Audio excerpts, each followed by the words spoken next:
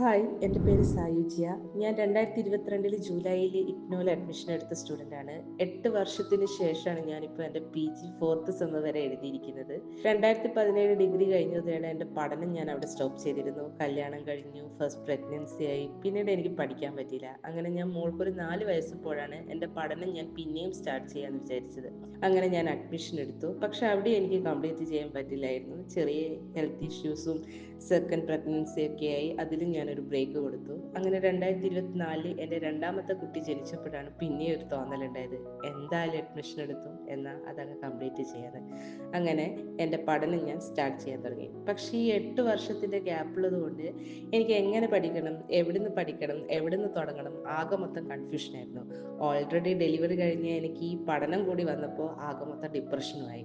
അങ്ങനെ എൻ്റെ കളി കണ്ടിട്ട് വീട്ടുകാർ വരെ എന്നോട് ഈ പഠനം നിർത്താൻ പറഞ്ഞു. അപ്പോഴൊരു വാശിയായിരുന്നു, ആഗ്രഹിച്ചൊന്നും നടന്നില്ല. ഈ PG എങ്ങനെയെങ്കിലും കംപ്ലീറ്റ് ചെയ്യണമെന്ന്. സപ്പോർട്ടായിട്ട് ഹസ്ബൻഡ് കൂടെ ഉണ്ടായിരുന്നു. എന്നിരുന്നാലും പഠനം എങ്ങനെ സ്റ്റാർട്ട് ചെയ്യുമെന്നൊരു ക്വസ്റ്റ്യൻ മാർക്ക് ഉള്ളിൻ്റെ ഉള്ളിൽ ഉണ്ടായിരുന്നു.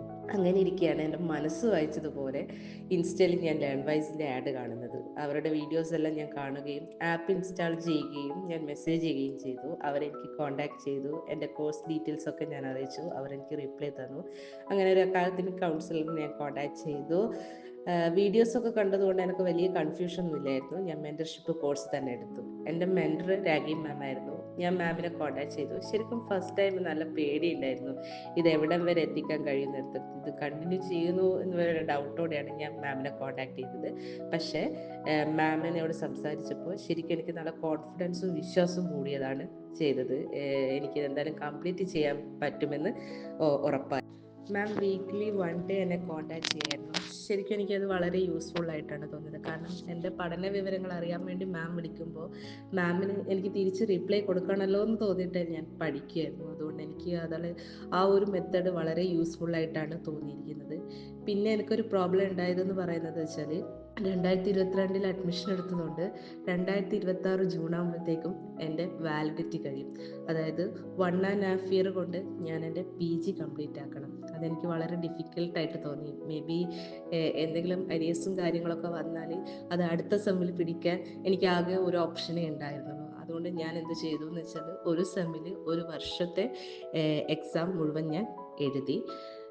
അതിൻ്റെ അസൈൻമെൻറ്റ്സും ആ എക്സാംസിൻ്റെ ഒരു കൺഫ്യൂഷൻസൊക്കെ ഉണ്ടായിരുന്നു. ബട്ട് രാഗി മാം എങ്ങനെ ചെയ്യണം, എന്ത് ചെയ്യണം എന്നൊക്കെ എനിക്ക് പറഞ്ഞു തന്നു. ഞാൻ അതേ മെത്തേഡിൽ ഫോളോ ചെയ്തുകൊണ്ട് എനിക്ക് വലിയ ബുദ്ധിമുട്ടില്ലാതെ എക്സാം എഴുതാൻ പറ്റി. അതിൻ്റെ റിസൾട്ട് വന്നു, ഞാൻ എക്സാം പാസ്സാവുകയും ചെയ്തു.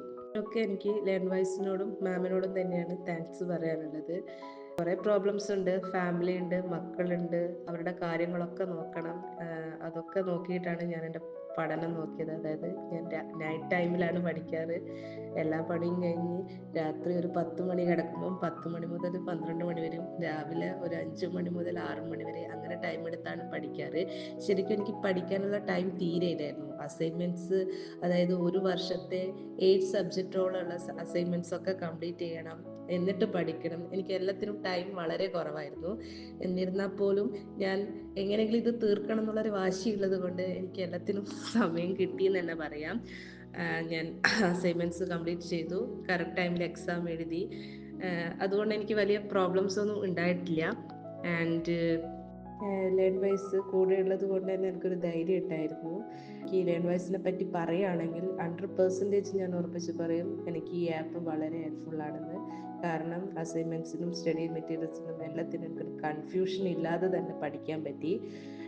ടൈമില്ലാത്ത എനിക്ക് ഏറ്റവും ഹെൽപ്ഫുള്ളായത് ലേൺവൈസിലെ PYQ അനാലിസിസ് ആണ്. കാരണം ചാപ്റ്റേഴ്സ് മുഴുവൻ കവർ ചെയ്യാൻ പറ്റിയില്ലെങ്കിലും ഞാൻ ആ PYQ അനാലിസിസ് ഫോളോ ചെയ്ത് റിപ്പീറ്റഡ് ക്വസ്റ്റ്യൻസ് ഫോളോ ചെയ്ത് പഠിച്ച സ്റ്റുഡൻ്റാണ്. ജസ്റ്റ് നമുക്ക് ഒരു പാസ്സാവാനുള്ള മാർക്കെങ്കിലും എനിക്ക് ആ മെത്തേഡ് ഫോളോ ചെയ്തിട്ട് കിട്ടിയെന്ന് 100% ഉറപ്പായിട്ടും പറയാൻ പറ്റും. ഞാനിപ്പം സെക്കൻഡ് ഇയർ എക്സാം എഴുതി കഴിഞ്ഞിരിക്കുകയാണ്.